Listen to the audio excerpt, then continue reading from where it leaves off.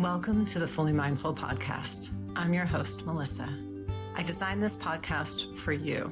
I'm so happy you're here. We are talking about what it means to live with more intention, creativity, and authenticity so we can make aligned connections. I'm a neurodivergent lawyer turned coach who found the healing power of breathwork and the powerful impact of mindfulness as we navigate this wild and beautiful ride of life. Here at The Fully Mindful, we dive deep with inspiring guests, share solo mini-sodes that are packed with tools you can apply immediately, and I mix it up a bit with tangents and sidebars where my friend and host of the New World Normal podcast, Debbie Harrell, joins us for some down-to-earth, sometimes random, but always meaningful conversations. If you're ready to breathe, reflect, and grow, you're in the right place. Let's get fully mindful.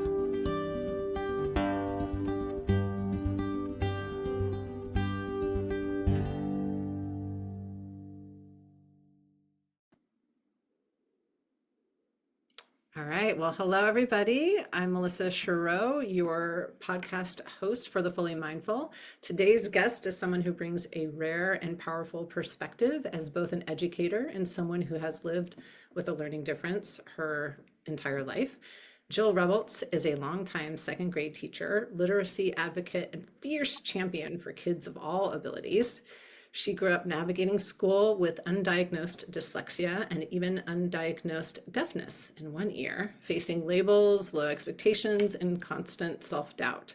Yet, with the support of a few incredible mentors, her own grit, and a determined family, she not only carved a path forward for herself, but she has spent over 25 years making sure that students she teaches know their worth and that it goes far beyond test scores or labels.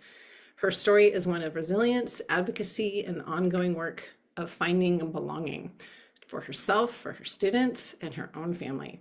I can't wait for you to hear this honest and inspiring conversation. So welcome, Jill. Hello. So good to have you here. And just for the listeners, I've got to say this is really exciting because Jill and I have actually known one another for quite some time. And Jill, you were my daughter's second grade teacher. So yes, you guys are one of my favorite families. Aw, I love hearing that. So I told our daughter, Amelie, that I was interviewing you, and she, of course, she's a teenager, and she's like, oh, cool. Cool. She's very different than she was as a second grader, but has the same heart and same soul that she did then. Great soul. And she was such a strong, independent person. I loved that about her. Yes. So here we are many years later. And if you could tell us what your early school experiences were and when you first started to realize maybe learning looked a little different for you. Yeah. Second grade was my pivoting year when things really got hard, when I really noticed things weren't the same for me as they were for the other kids in my class. I went to a small Catholic elementary school. There were only 16 kids in my class. In second grade, I had a really bad head cold and my ear started bleeding. And when I recovered, I told my parents I couldn't hear out of that ear anymore. And when we went to the doctor, he tested the wrong ear and told my parents that my hearing was fine. I just didn't understand the vocabulary they were using. So my parents reported that back to school and said, oh, we just need to use more understandable vocabulary. So people talk to me really slowly and enunciated and use simple words. And it felt awful. Yeah. And at the same time, my teacher was trying to inspire the 5 of us struggling learners in the group to do better. And her thought was we weren't trying hard enough.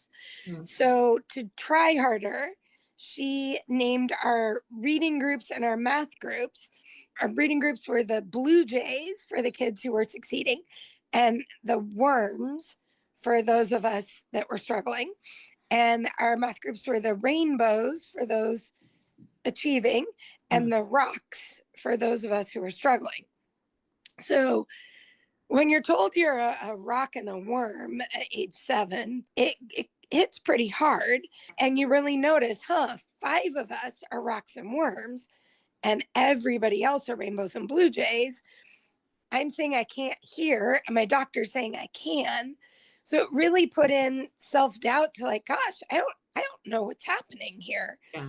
It started an early chapter of trying to advocate for myself.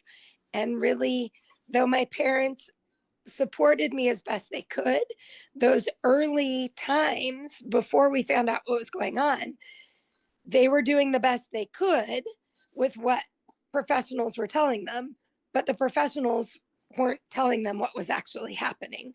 So they spoke to me dumbed down. They tried to talk into the one ear I said I couldn't hear out of. They, tried to just keep reading more, because if you're struggling with reading back in the 70s, you must need to just read more. Right.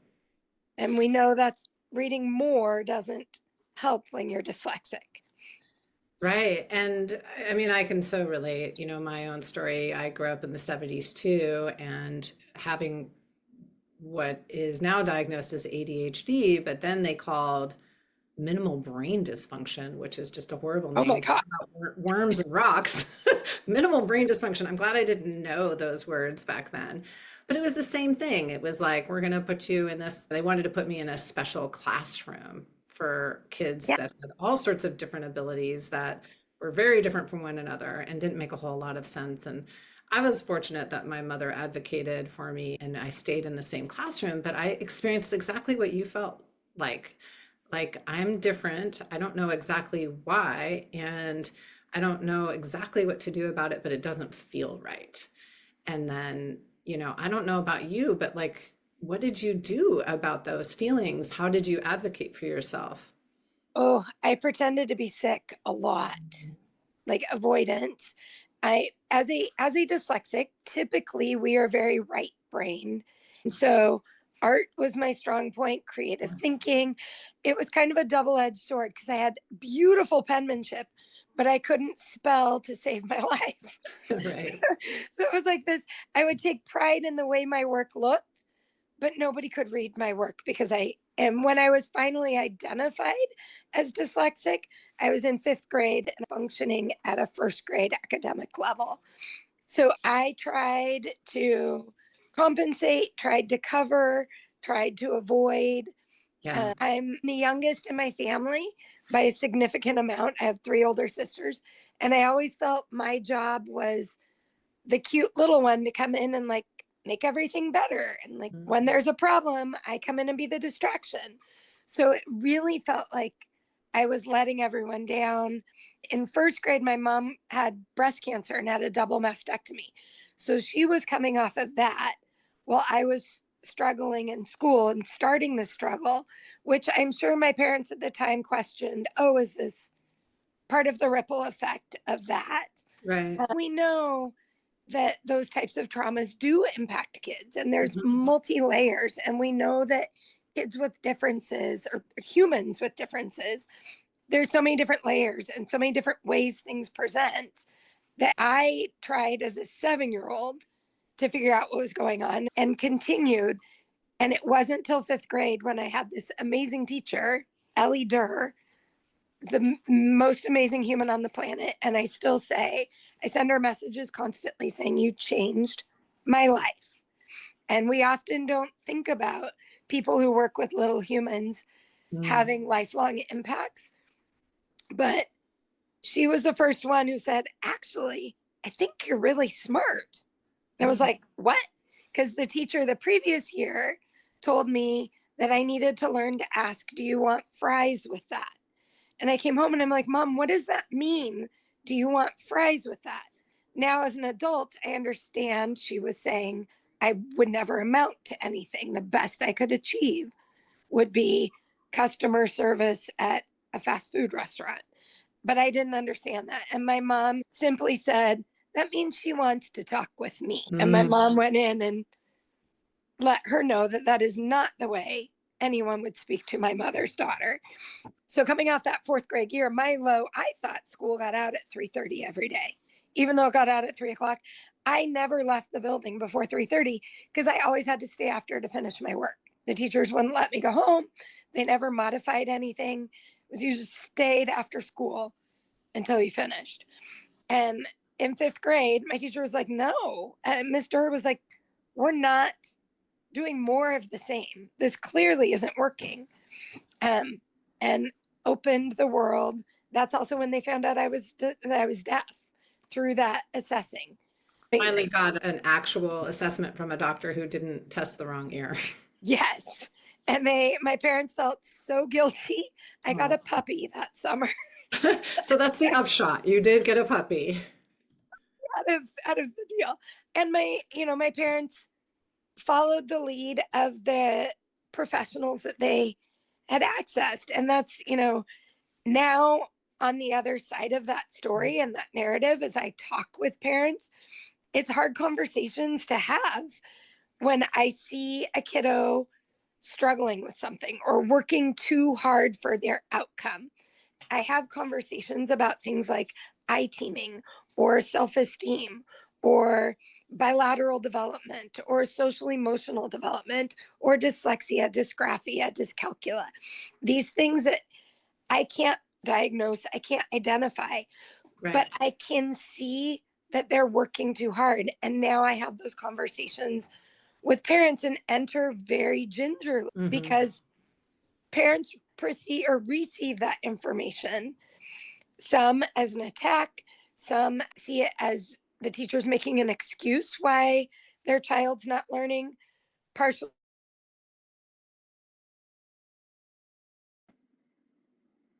how they enter those conversations and the stigmas they have about them. Right. And as an educator who is trying to navigate that,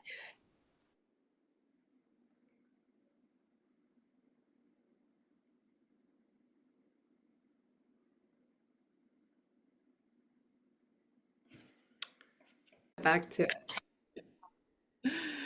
Yeah. So now you were saying that navigating those conversations with parents can be challenging because of the different biases or stigmas that they come in with. And so, yeah, that's got to be a challenge. I think for parents, it's really important to have, I think we say it for kids, a trusted adult. And so I think it's really important for parents to try and make a positive relationship with their student's classroom teacher, because then those hard conversations are easier. You've got a relationship built. You're understanding that teacher's not trying to pigeonhole your kiddo. And I've been on the other end of it too. My youngest son is dyslexic. But it was kind of the opposite. The school was like, no, he's fine. He's just a late bloomer. And I'm like, nope. I'm dyslexic. I see it in him. My dad was likely dyslexic. He just always said he was a bad speller. My sister was likely dyslexic, but they didn't have identification back then. We know 1 in 5 humans, no matter what language you speak, are dyslexic, because dyslexia isn't language based. It's the way your brain takes in that information. So it doesn't matter what language you speak. So having to advocate for my little guy was tricky and still is. He's in middle school now and still navigating that and supporting, and that balance of push and pull is tricky from a parent side. And then adding the layer of teacher on, I get his teachers who are like, well, as a teacher, blah, blah, blah, blah, blah. I'm like, yes, but if I weren't a teacher, how would you support me? Because even though I'm a teacher, my kid doesn't want to listen to me, just like nobody else's kid wants to listen to them. 100%. And those moments are wonderful. They're precious. They really are. Well, you've spoken really beautifully about your own parents supporting you and advocating for you. I love that story about your mother going into the 4th grade teacher and like, that's not going to happen. And, they were also limited by what was available to them at the time, but they did all the things that they could. How do you think those models of strength combined with compassion helped you through the challenges you faced as you continued your learning trajectory and now as a teacher? My parents were the best people ever. And being a woman growing up under a strong woman was such a blessing. My mom was mighty and tiny. She was 5'1" when she stood up really tall, but she could clear a room, and she was just powerful and passionate. And I would say stubborn. She would say permanently determined. But seeing her grit and determination, she was left-handed when she was born in 1930. Back then, they would make you write with your right hand, and your inkwell was on the opposite side of the desk. She was so determined to stay left-handed that she ended up doing calligraphy and having beautiful penmanship, even though the odds were against her. And so seeing that my whole life, her grit and determination and fierceness kind of allowed me to push. Whereas I think other kids in my generation, parents were a little more compliant. I saw this push from my mom, and my dad was more of the silly, nurturing, snuggly one. So seeing their roles and how my dad was a college professor, he would bring home college kids all the time who were homesick or just wanted to hang out with the family or needed a board game. Having that kind of yin and yang of parents was really great. Also, I was born when my parents were 42 and 50. By the time I came around, nothing fazed them anymore. My 3 teenage sisters had done it all. I didn't have pressure.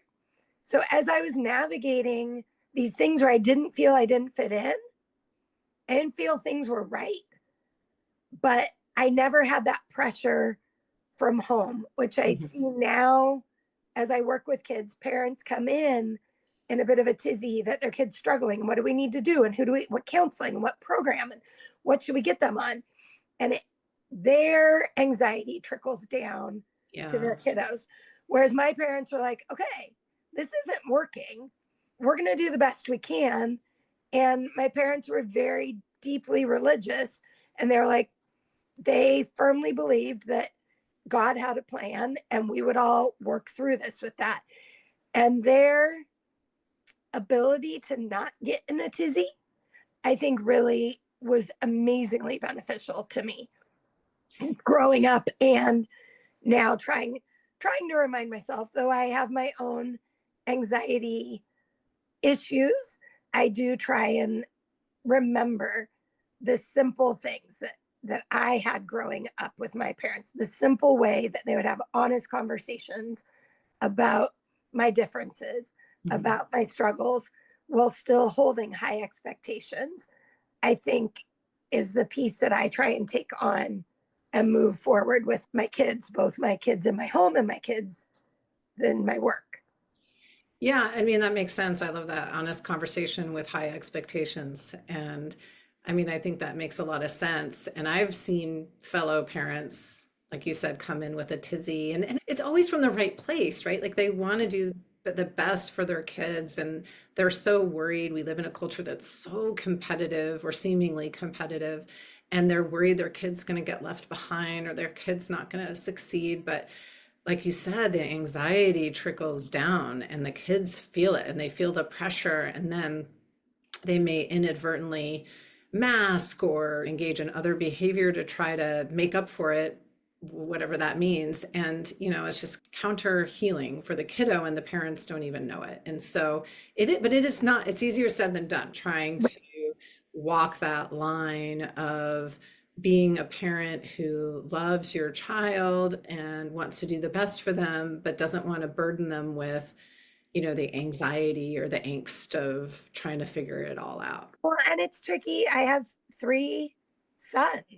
And so with them all being same gender, there's always inadvertently competition between them, whether it's out on the basketball court or who can get something done faster. Like, it just is who they are.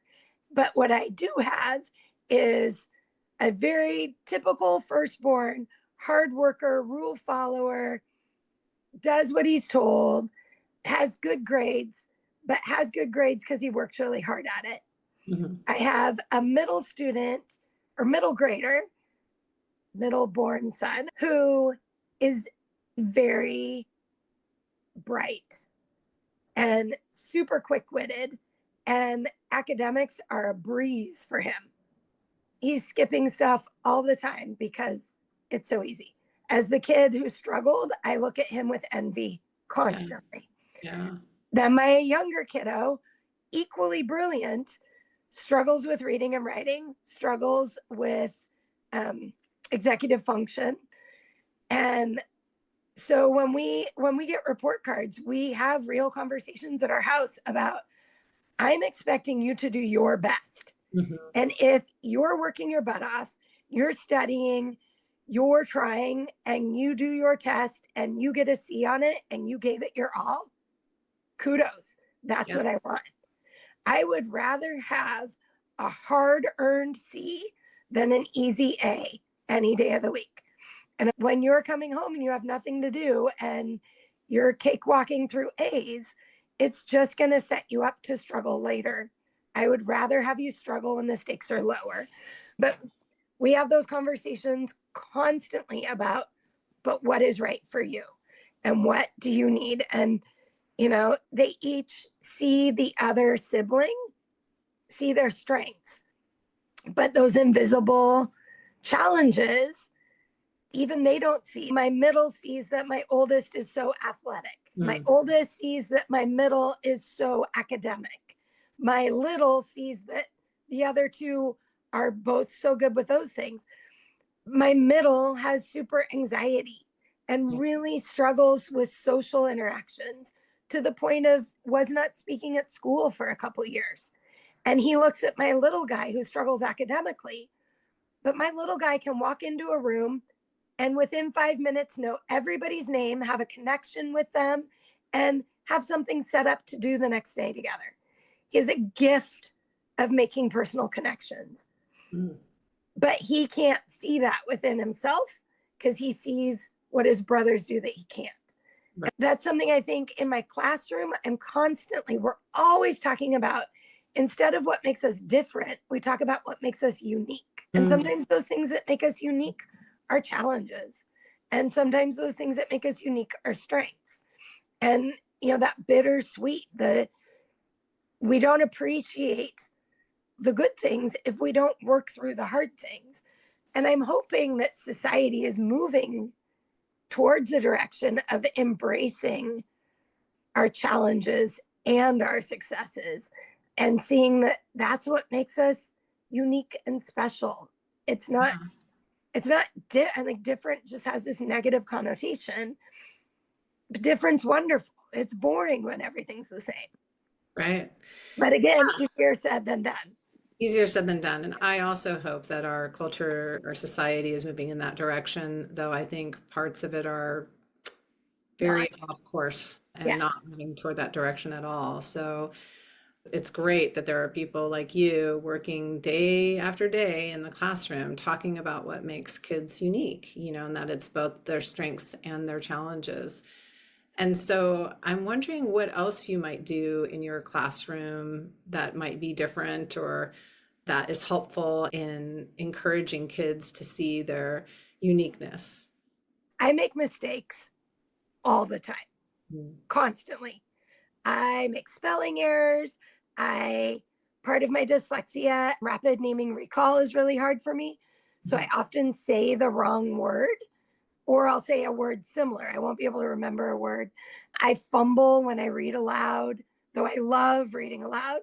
And I name it in front of my kids constantly.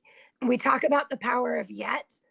I have a giant poster in my room that just says yet, that I maybe not be able to do this yet, but I'm working towards it. And our kiddos in my room, I may not be able to do double digit addition smoothly yet, but I'll get there. I'm going to, and it's going to be hard work. But I think they see me make mistakes constantly. I apologize often, which I don't remember as a kid, my teachers ever making mistakes or ever apologizing when they did something or said something. I'm quick to answer something. I don't really listen to a situation, because I've got to finish duty or get whatever. And I'm like, okay, we got to go. We're done. I make a point of circling back to them and saying, I'm really sorry that I couldn't hear your whole story. Can you share it with me now? I think as parents, that opens that doorway for conversation, that kids are seeing you make mistakes. They're seeing you're not perfect and you're okay with that, which gives them permission to make mistakes. In my classroom, talk so much about my dyslexia and my being hearing impaired at the start of the year, particularly, just to remind them, like, if you come on this side and you talk at me, I don't know you're there. And I always tell them every year, someone goes home and tells their mom I ignored them, and they're crying, and their mom calls and says, you're so mean, you ignored my baby. And I'm like, oops, they were on the wrong side. So remember, you got to come on this side. You got to tap me. And so constantly talking about how I have a challenge that needs us to work together. That my challenge is part of our community way of learning. I think that helps. I see. I don't think our daughter ever talked about a teacher more than you. She would come home and tell me what Ms. Rebholz said and the stories that you told and the things that you did, all very much in a positive light. And I think that makes a difference, right? Like, you were, at least for her, and I'm sure for all the other kids that are there too, past and present, made a community. And it wasn't just, I'm going here to learn. I'm part of this community that we call, Room 10. Yeah. So I think just from our own experience, just to give you that feedback, like literally she would come home, I mean, down to the way that you eat your yogurt. She had it all nailed down. But more importantly, the stories. 7 and 8-year-olds, they watch everything. But the stories that you told and that you shared about your own life, I think, and your kids and your experiences and your dyslexia and the way that you learn and the way that other kids learn and their strengths, I think made, like you said, it gave permission for the kids in that class to be who they really are and not worry about making mistakes so much. And in fact, being encouraged to do it, right? Like that's how we talk about that. You probably already know this. When you make a mistake, your brain learns from it, even if you don't know you've made the mistake. And we talk about that in second grade. Like, a mistake is such a gift. It's a time you grew, even though you didn't even know it. Yeah. Yeah. So you also have something you lead called the Lunch Bunch. Can you tell me a little bit about that? Yes. So I started a couple of years ago. We had some kiddos. We know 1 in 5 kiddos are dyslexic. And that year I had 25 kids in my class. 5 kiddos were identified during that school year. And those identifications are confidential, right? Like, so I talk about my dyslexia and kids have an opportunity to talk about theirs, but nobody wants to be like, oh yeah, me too, when they think everybody else doesn't. And so I started doing Dyslexia Lunch Bunch, and those 5 kids came in once a week and we ate lunch together and we watched TED Talks, we watched YouTube videos, we read books. And it got to the point where these kids were watching really sophisticated TED Talks with brain scans of how the dyslexic brain works. And it was so powerful because we would each claim our dyslexia. So I'd be like, they would talk about the way some dyslexics see this way, print presents this way. And I'd be like, oh, it doesn't do that to me. And they would go, oh, when I read, the letters bumble together. Or when I read, I can't keep track of the lines. And it was empowering them to claim what was going on in a really safe place. That those kiddos are now in 4th grade. We did Lunch Bunch all 2nd grade, all 3rd grade. They're in 4th grade now, and we've started it back up again with 3rd graders and 2nd graders. What a gift for those 4th graders to be able to pass down their experiences, for those 2nd graders to be like, hey, look, there's somebody whose brain works like mine. And we've also talked about how dyslexia is called a disability and how none of us like that feeling. We like the word difference, but that word disability gets us services, Right. whether That that's right blurred or wrong. line, right? And it is something that we are abled differently at. And so we've really kind of disaggregated that word and attacked it from various angles to empower them to not be ashamed of that disability label, that though we talk about it as differences, that word disabled helps us. It gives us opportunities that we need that wouldn't be there otherwise. I wish I had had it when I was a kid. It sounds really great. I wish I could do more of them. Like Yeah. that's the bummer with teaching, is there's so many ways we could make these wonderful connections and do these awesome opportunities, but we're so shackled by curriculum and minutes and access and staffing. And when I do the lunch bunch, one of my teaching partners has taken on my recess duty that day so that I can skip recess duty and do this instead. So it takes that community where my challenge, my kiddos' challenge, is a challenge I'm taking on. It's part of our Riki community challenge that my staff steps up for. Yeah. Well, and you've been candid in other areas about, how broken the system is, and you were just talking about it just now, especially for kids with invisible challenges like dyslexia or anxiety or ADHD or, any form of neurodivergence. Where do you think the biggest gaps are, and what would you change if you had a magic wand and you could just change that? So I think the teacher programs are coming along and starting to embrace things like science of reading and how our brain processes language. And I think that's helping. So we're getting teachers coming in who have better tools in their box. Does that make sense? Yeah. The bureaucracy of the systems is atrocious. And dyslexia in and of itself does not qualify a student for learning support. Dyslexia is a learning difference that with the proper instruction is manageable. But we don't have every classroom teacher trained in the proper way to be teaching dyslexic kids, which actually is the best way to be teaching all our kids. Like what we know about science of reading and Orton Gillingham approach is great for our kids on the autism spectrum or ADHD kids. It's more kinesthetic. It's more vocabulary building and background building and tying in story and language and really, really explicit phonemic and phonetic instruction. So it's what's best for all students. But our system works in such a way that kids have to have a difference. They have to have a cognitive strength and a difference. And that difference has to be about 2 years.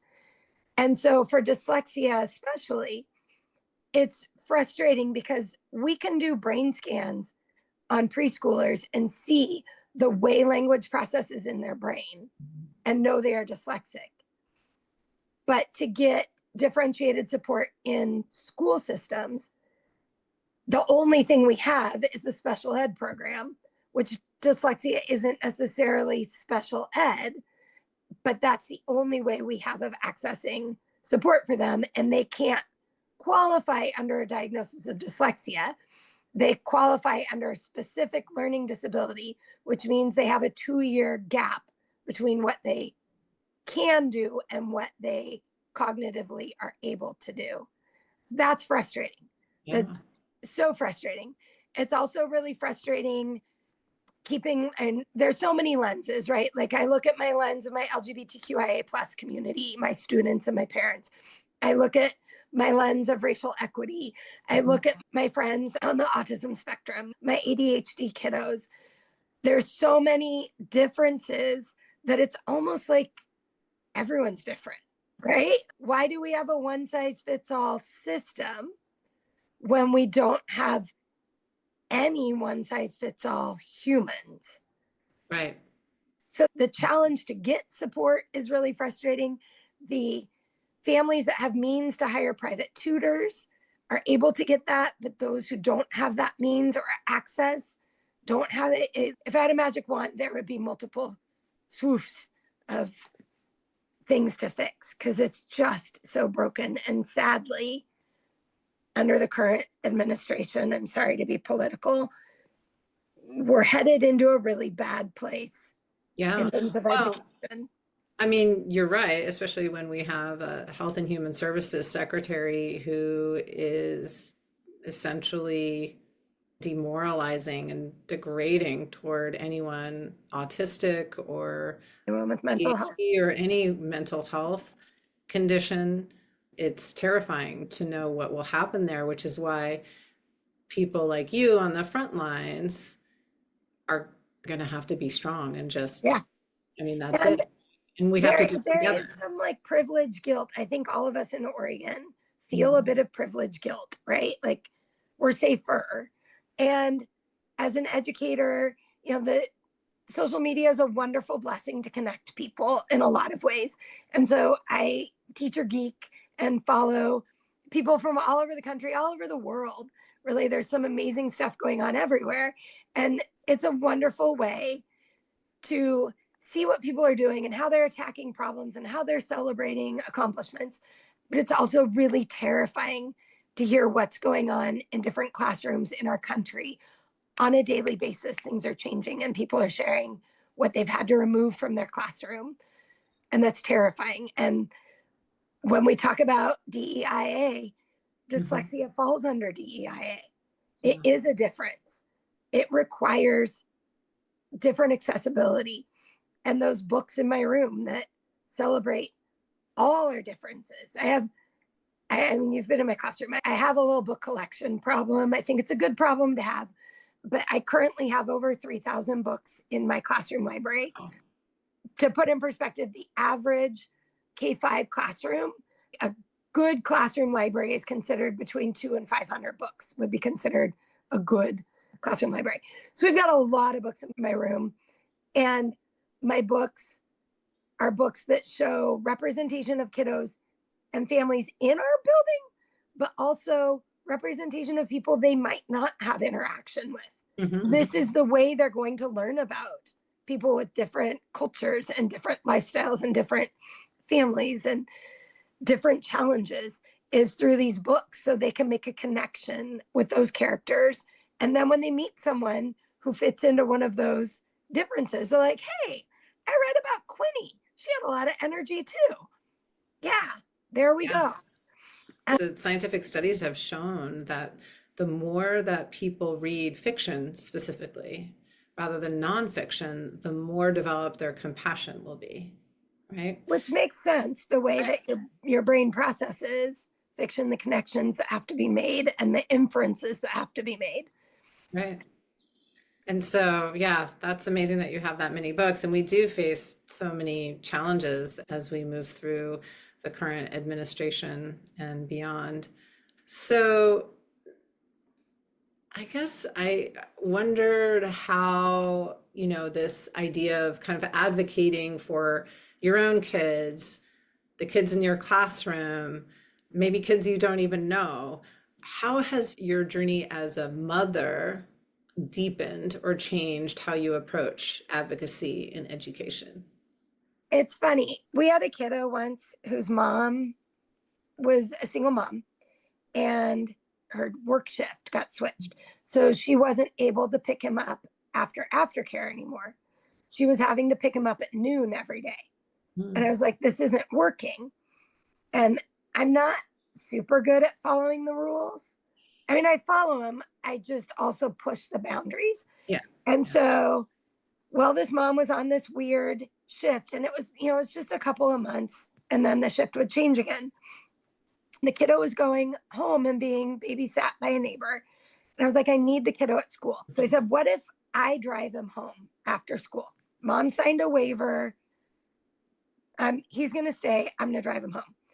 But at the time, we only had one car in our family. So my husband would pick my kids up at their school. They got out 20 minutes before my school got out. Then they would all drive up, pick me up and this other kiddo. And then we would drive that kiddo home. So my three and that one were all kind of in about the same age. And they were having a conversation in the back of the car one day. I was driving. That kiddo said, I just want to tell you guys, thanks for sharing your mom with me.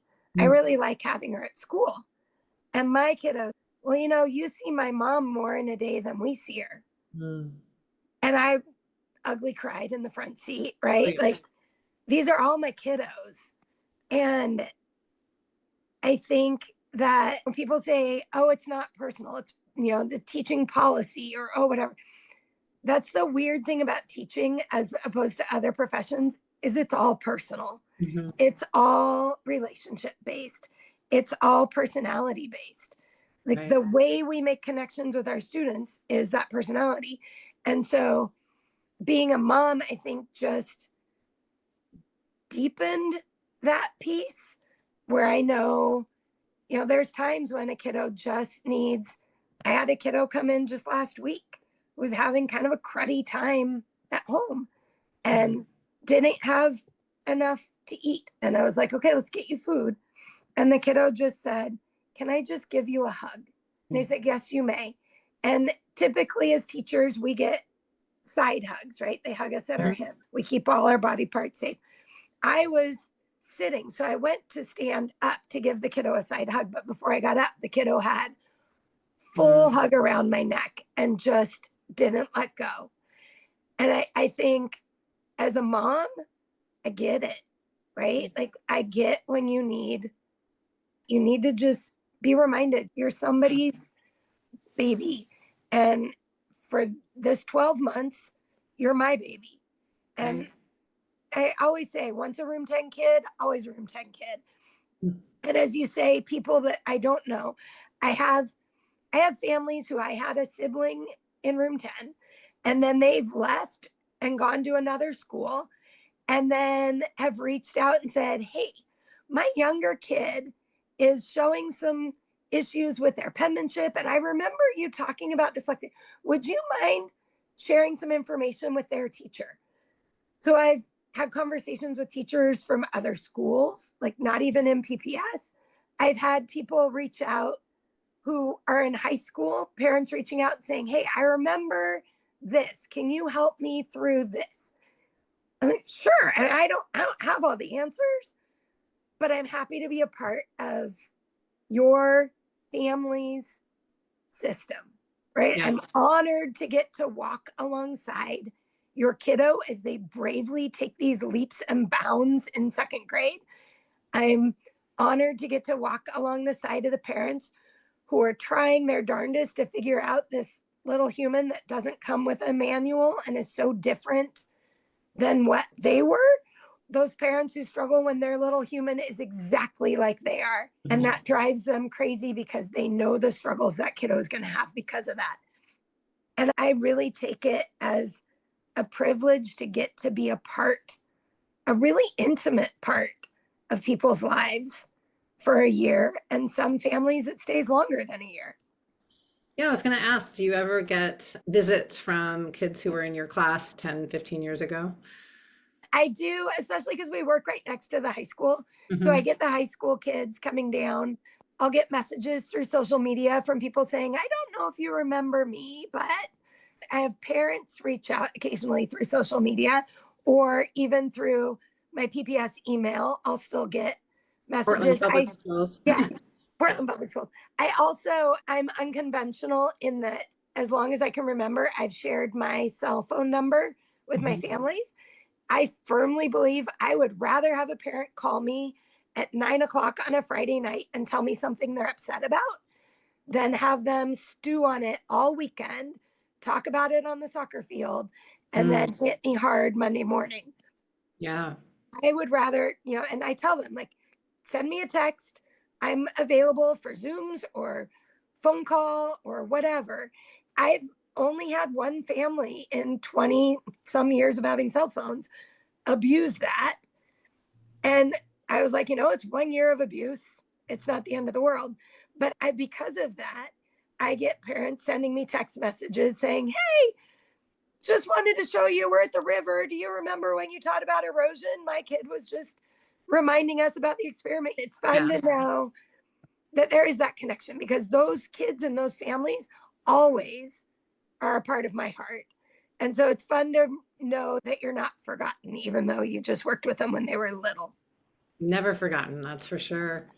So I guess I would ask you, despite everything you see in the system today and the direction that some of this country is going in, what keeps you hopeful or anything that reminds you that change is possible? My kiddos, 7 and 8-year-olds, it blows my mind how, and part of it is the innocence of youth, right? Yeah. But and part of it is I work in Portland, Oregon, right? We're very liberal city, a very inclusive city. We haven't always been, and we have a horrible racist history. But for the most part, we're very liberal leaning. And because of that, we have parents who have a lot of really open conversations with their kids. Their kids are going to protests, they're hearing about these things, and they're participating in those conversations. And so we had Earth Day last week. And as we read the scholastic news about Earth Day, and it talked about the first Earth Day in 1970. And because of that, we created the EPA and what the EPA does. And as I'm reading this, I'm feeling this sense of like sick, of like, oh, but the current administration is wanting to change it. And one of my kiddos brought it up and said, I heard that these rules are changing. And I said, well, what do you think about that? They're like, I think grownups don't follow the rules, and we need somebody to make sure grownups are following the rules. And I'm like, oh, I love you. Yeah. Observant kiddo. I think seeing the good, seeing these kids love their transgender classmates and say, of course you use she, her pronouns. Seeing my kids correct another adult who mispronouns a child, say, oh, nope, they use they, them. And that grown up can then say, oh my gosh, I'm sorry, or I didn't know. But those kids advocate for each other. Yeah. They're proud to stand up for what they believe, and they don't believe all the fluff. They're calling it out. And I think that is really hopeful. And it's hopeful and it's magical. And I just have to believe that it will stay magic and cynicism won't take over their little brains and outlooks. Yeah. Well, I can tell you my daughter is still very hopeful and observant and a fierce advocate herself. So she learned something from us. So I wonder, just kind of as we start to wind things down, if you could go back to your second grade self, the one who was put in the worm group or the rock group, what would you say to her now? I think I would try and tell her that these things are what's going to make her amazing when she gets older. That said, I don't think it would have mattered. Yeah. Like, I feel like I needed more than one person. Well, and I had a family believing in me. I needed proper diagnosis. I needed proper instruction. I needed differentiation, which I ended up getting. But I don't think going back and having a pep talk with myself would have changed it all that much. But on this side of the story, I know that I don't think I would be as passionate about my kiddos who struggle if I hadn't struggled as much. Maybe I would, but I think that I remember those feelings. I don't want anyone to feel those feelings. And I fire up when I see those negative habits coming out in others. And I don't know if I would be as passionate about that had I not had to struggle the way I did or experience those struggles. Right. Our struggle becomes our strength, really. It's all part of our story. We can't change our path, but we can choose how we're going to walk on it. Exactly. So for any parent listening who has a child with a learning difference, or maybe even suspects that there's a learning difference, what would you want them to know? Follow your gut. Mm. Parents know best. And if something is not right with your kid, ask questions. And if you're not getting answers that feel right, go to somebody else and ask again. Ask your special ed department. Parents have a right to request assessments for special ed anytime. So they can reach out and that clock gets ticking. If they have means to reach out to other sources, there are, in town, I send a lot of people towards Reading Specialist PDX. They're an amazing program that assesses, they can identify and diagnose. They have tutoring resources in a variety of ways. Barb Steinberg is there and she is amazing. She's a parent, a former classroom teacher, and just a brilliant person who now is running this company and creating legislature to support better laws for reading and reading instruction. So I think every city has dyslexia supports and has those things. It's hard to find sometimes, but finding the ways and asking, saying, I don't have means to pay $2,500 for this assessment. Do you know somewhere that could help me? Check with your pediatrician and say, hey, my kiddo is struggling academically at school. I'm really concerned it's going to start affecting their social emotional. Can you push this through as a medical issue? See where those loopholes are. Every insurance, every doctor, every state, every plan is different, but parents know their kids best. And if something isn't right, don't sit back and accept it. Keep pushing, keep asking the questions, get second and third and fourth opinions. And that said, if your teacher is saying, no, your kid's just not doing their work, that's another story. If you feel like your kid's working too hard for the outcome, don't back down. And how would you, if you had anything to say to these parents about how they should interact or could help interact with their children about this, what would you convey to them? Oftentimes when kiddos get identified with some kind of difference, parents don't want them labeled. And I am the polar opposite. They think, oh, this label is going to be this negative thing. I 1000% feel by letting them know they don't have a label, they have a learning difference. They have something very different about them. And the challenges that they experience are not their challenges. It's the challenges of dyslexia. Their struggles in spelling aren't because they are a bad speller. Their struggles in spelling is because their dyslexic brain hasn't learned those spelling rules yet. Nobody would think twice about telling their child they were diabetic. Nobody would think twice about getting insulin. Okay, maybe not nobody. Most people would not think twice about providing medical services to their child and medications for diabetes. But when we identify somebody with ADHD, there's this panic of, I don't want a label, I don't want medications, I don't want this. Be open, have conversations, explore all the options, but let your child know that the behavior that they're experiencing isn't their behavior. They aren't being naughty, they aren't being bad, they aren't being disrespectful. Their ADHD brain causes them to move more. Their ADHD brain causes them delayed auditory processing, so listening to directions takes them longer. It's not them having a problem. It's the way these differences impact their journey. And every kid that I have had where parents have told them, hey, you learn with dyslexia, have this relief of, I'm not dumb. There's a reason things are hard. I think that is the biggest gift parents can do, is allow their kids to know it's not an excuse. You don't stop working at it, but there's a reason you're having to work harder. And kudos to you for stepping up and doing it. Good on you. Right. We work hard on ourselves, but we don't be hard on ourselves. I love that.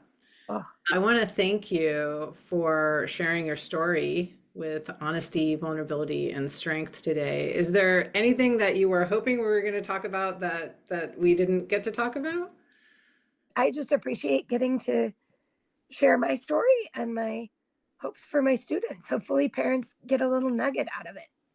I think so. I think, your personal journey and the journey that you shared about your classroom shows what's possible when someone is seen and believed in and has supports that they need. And I think it's a powerful call for us all to do better as teachers, parents, friends, fellow humans. And so I guess I would say for anyone listening today, whether you're walking through your own learning difference or raising a child with one, or even suspect that your child has one, or just want to understand better, I'm hoping Jill's story, I know it has for me, but I'm hoping that Jill's story is a good reminder that worth is not measured by test scores or neat little boxes or labels. It's kind of found in the messy, beautiful, resilient work of being ourselves. Right? Yeah. Well, thank you so much, Jill. It's been a pleasure to have you on today. I can't wait for people to hear this. Thank you so much for having me. Yeah, thank you.